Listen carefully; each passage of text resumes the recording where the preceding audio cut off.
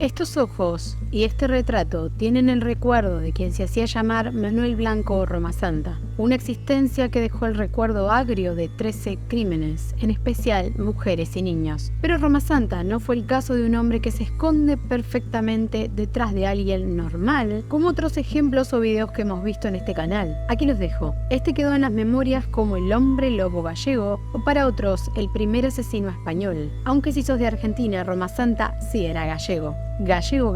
Roma Santa es del siglo XIX de Galicia. Una Galicia poco evolucionada según la historia española. La gente pasaba hambre, había problemas con las cosechas y muchos crímenes quedaban impunes. Nació el 18 de noviembre de 1809 en Nejos, en el municipio de la provincia Orense de Galicia. Durante muchos años desde su nacimiento, este fue conocido como Manuela Blanco Roma Santa. Y te preguntarás por qué. Con tan solo 8 años, este ya llevaba un aspecto andrógino y medía 1,37 m. Y además de su aspecto andrógino, que por mucho tiempo también hizo decir a lo largo de la historia española que era hermafrodita, lo cierto es que tuvo una disputa muy grande con la sociedad por la diferencia, por el aspecto raro en toda su imagen física, y tendría una confirmación sobre qué o quién era mucho más tarde. A sus 22 años se casa con una mujer que muere a los 2 años de estar casada con él. No se sabe de qué. Tampoco se sabe si él tuvo algo que ver o no. Comienza a trabajar como vendedor ambulante y a su vez era sastre y sabía coser. Pero todo cambiaría en 1844, 11 años después de que él buscara salir de la pobreza mientras viajaba como vendedor. Aquí se lo acusó de matar a un hombre llamado Vicente Fernández, homicidio que aparentemente se cometió en Ponferrada, ubicada en la ciudad española de la provincia de León. Esto ocurrió porque él tiene que dirigirse a Ponferrada a comprar materiales que le faltaban. Entonces es acá cuando no le puede pagar al proveedor y se dice que le mandan al alguacil Vicente, que al parecer como lo presiona para que pague la deuda, él no tenía dinero, entonces lo mató. A pesar de que fue juzgado, huyó y se refugió en un pueblo de Galicia llamado Hermida, reapareciendo en el pueblo de Rebordechão con el nombre de Antonio Gómez.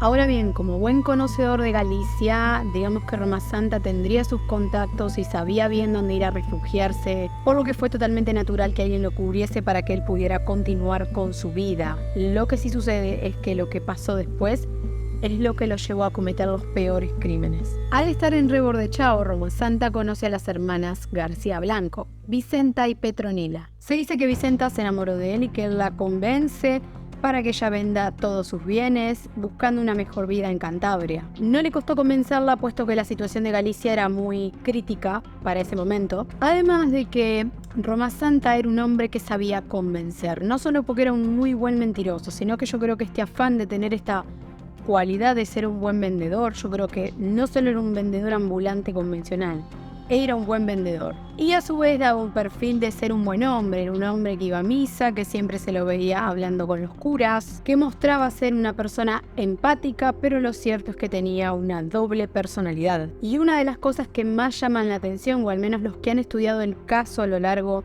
del tiempo en España, dicen que lo que más llamaba la atención era su inteligencia. Para la época era muy difícil que alguien supiera leer o escribir, pero él lo sabía, entonces siempre llamaba la atención su desarrollo, su inteligencia, su buena capacidad para comunicarse.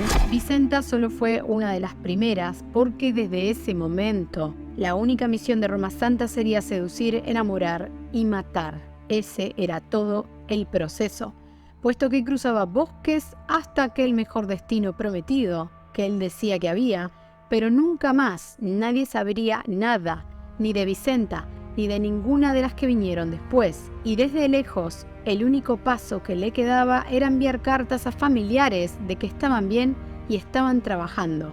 Eso lo repetía con cada una de sus víctimas. Primero, las convencía. Luego, las llevaba al lugar donde había una mejor vida, enviaba comunicación para decir que todo estaba bien, y luego nadie más volvía a saber nada de nadie, una tras otra. Pero el tiempo comenzó a pasar y la gente comenzó a hablar, porque todas las mujeres que iban por un mejor destino terminaban desapareciendo. Todos comenzaron a preguntarse qué era aquello que Roma Santa vendía, eso con lo que le iba tan bien, que lo había hecho salir de la pobreza a diferencia de otros habitantes. Aparentemente, un ungüento de grasa que era bastante comercial en Galicia y Portugal que más tarde levantaría sospechas de ser manteca humana para los lugareños. Roma Santa se vio acorralado y planeó su fuga. Se fue de Galicia con un pasaporte falso. En aquellos tiempos, Galicia tenía estatus de reino y para salir de allí era obligatorio tener pasaporte. Quería huir a Toledo, pero su fuga fracasa cuando un ciudadano lo conoce como el sacamantecas para ese momento y lamentablemente es detenido y juzgado en Ayaris, Orense. No cabe duda que el móvil de por qué Roma Santa asesinaba a sus víctimas era económico, pero sí habían otros motivos que siguen dando este aire fantástico a la historia. Y según Roma Santa, o según la antropología, era su transformación, como lo escuchaste. En su juicio declaró: la primera vez que me transformé fue en la montaña de Couso. Me encontré con 2 lobos grandes con aspecto feroz. De pronto me caí al suelo. Comencé a sentir convulsiones, me revolqué 3 veces sin control y a los pocos segundos yo mismo era un lobo. Estuve 5 días merodeando con los otros 2 hasta que volví a recuperar mi cuerpo, el que usted ve ahora, señor juez. Los otros 2 lobos venían conmigo, que yo creía que también eran lobos. Se cambiaron a forma humana. Eran 2 valencianos. Uno se llamaba Antonio y el otro Don Genaro. Y también sufrían una maldición como la mía. Durante mucho tiempo salí como un lobo con Antonio y Don Genaro. Atacamos y nos comimos a varias personas porque teníamos hambre. Sí, seguro te estás cagando de risa del otro lado. Pero lo cierto es que para este momento, este caso tomó relevancia y tomó apoyo de gente muy importante. La historia de esta persona necesitó unir conocimientos de ciencia, antropología, psicología e historia. Por mucho tiempo, hasta incluso profesionales que continuaron estudiando el caso a día de hoy, dijeron que debido al código genético de Roma Santa, esto podría deberse a un varón pseudohermafrodita, pero genéticamente era una mujer. Digamos, no tenía los cromosomas de una mujer y hasta determinada edad funcionaba como mujer. Sin embargo, sus glándulas endocrinas generaban andrógenos cuando deberían generar estrógenos, es decir, segregaba hormonas masculinas. Y los andrógenos producidos no solo estorbaban en el desarrollo femenino, sino que estos a su vez producen agresividad. Es por esto que cuando se dice que en un momento en la historia él físicamente, biológicamente obtiene una confirmación de qué era, yo no creo, hay una parte de la historia que cuenta que dicen que esta confirmación se da a los 12 años. Yo pienso que debido a la detención que se le hizo y a los estudios que tuvieron que hacer, esta confirmación sobre si era hombre, mujer o qué era o qué le pasaba viene mucho después de los 12 años. O al menos ese es mi punto de vista personal. Es por esto que a través de la segregación de andrógenos, cuando deberían ser estrógenos, la que era Manuela termina siendo Manuel en la historia. Pero eso no impedía que quizás genitalmente fuera una mujer. ¿Pero a qué se debe esta licantropía generada? ¿No? Quédate hasta el fin del video si querés saber qué pasa, porque todo esto se pone peor.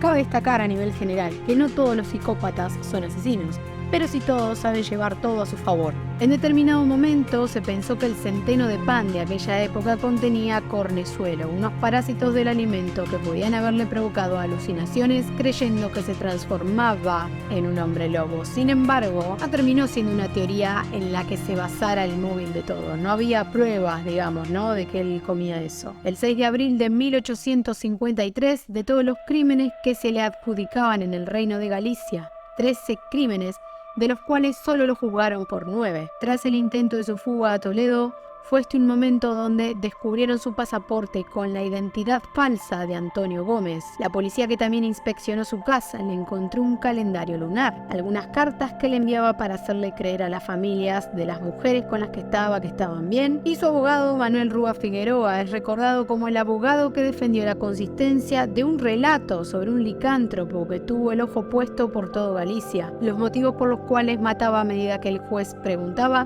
no dejaban de ser la explicación de su transformación. Lo principal que tuvo que hacer la justicia en estos momentos fue deducir si Roma Santa era un hombre que realmente pudiera ser juzgado. ¿Era sano o insano mentalmente? Aquí es cuando el caso toma tanta relevancia que un equipo de médicos necesita investigar su condición licantrópica. Estos llegan a la conclusión de que su inteligencia es realmente notable, pero que padece maldad que desencadena el accionar de su cordura con sus víctimas.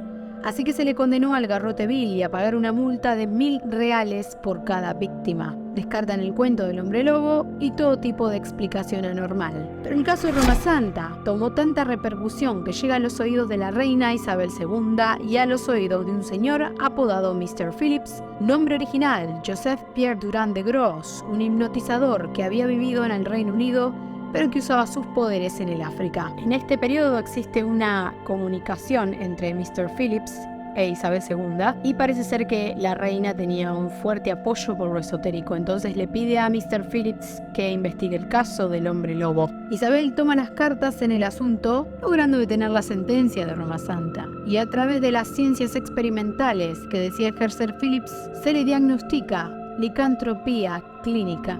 Fue así como en vez de la pena de muerte, Roma Santa tiene cadena perpetua, muriendo el 14 de diciembre de 1863 de cáncer de estómago. Hasta la fecha no se han localizado sus restos. Como buen canal en Ghost Library, yo en lo que sí siempre pienso es que realmente nosotros vivimos en un plano físico, donde percibimos todo, donde vemos todo, donde hay cosas que son lógicas como las que a veces no lo son y muchas veces no le encontramos explicación. Pero también desde mi punto de vista yo creo que a nivel multidimensional a veces existen seres o existen entidades que pueden sobrepasar el plano lógico y físico e íntegro donde estamos y que probablemente pueda existir, sin detallar mucho, algún tipo de, no sé si posesión es la palabra porque es demasiado fuerte, pero sí algo extraordinario que a Roma Santa le ocurre a lo largo que va matando personas. Todavía en Galicia se guardan estas documentaciones y están los expedientes completos de todo el juicio que, digamos, Manuel Blanco Roma Santa sobrelleva a lo largo de la historia. Siempre quedó, digamos, esta investigación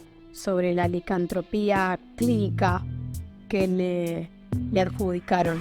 Pero bueno, espero mucho les haya gustado el video, les mando un beso grande. No olviden seguirme en todas mis redes sociales y por supuesto seguirme en TikTok, que hemos crecido bastante. Sí, dejo acá todas las redes sociales en el canal y cualquier cosa que quieran compartir conmigo, no olviden que pueden escribirme a libreriafantasma@lararretorres.com.